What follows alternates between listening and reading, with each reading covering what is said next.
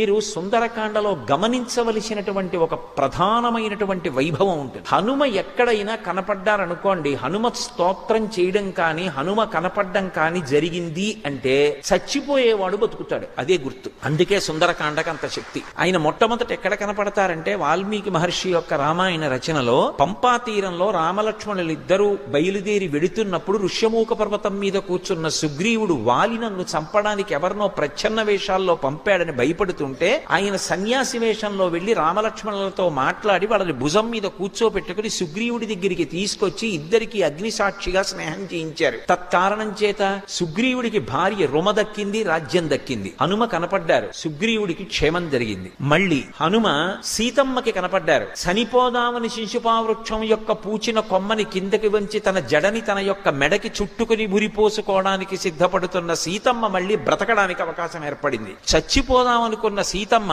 హనుమద్ దర్శనంతో బ్రతికింది. మళ్ళీ ఏమైందో నెల రోజులు గడువు దాటిపోయింది. వెనక్కి వెడితే సుగ్రీవుడు చంపేస్తాడనుకున్నటువంటి వానరులు తిరిగి సీతమ్మ దర్శనం చేసి వచ్చినటువంటి హనుమ యొక్క దర్శనం చేత ఇన్ని కోట్ల మంది మళ్ళీ బతికారు. చిట్ట చివర యుద్ధకాండలో బ్రహ్మాస్త్ర ప్రభావానికి కొన్ని కోట్ల మంది వానరులు రామలక్ష్మణులు కూడా పడిపోయారు. మృత సంజీవని తీసుకొచ్చి బ్రతికించిన వారు స్వామి హనుమ. చిట్ట చివర 14 సంవత్సరాలు పూర్తయిపోయిన తర్వాత నా అన్నగారు రామచంద్రమూర్తి కనపడకపోతే నేను సరయూ నదీ ప్రవేశం చేసి శరీరం విడిచిపెడతానని ప్రతిజ్ఞ చేసినటువంటి భరతుడికి రాముడు పుష్పక విమానంలో వచ్చేస్తున్నాడు, పుష్యమీ నక్షత్రంలో దర్శనమిస్తానని చెప్పి క్షేమవార్త చెప్పి మళ్ళీ భరతుడు బ్రతకడానికి కారణమైన వారు స్వామి హనుమ. హనుమ ఎక్కడ కనపడితే అక్కడ చచ్చిపోయే వాళ్ళు బ్రతుకుతారు. అది ఆయన యొక్క శీలంలో ఉన్న సౌందర్యం.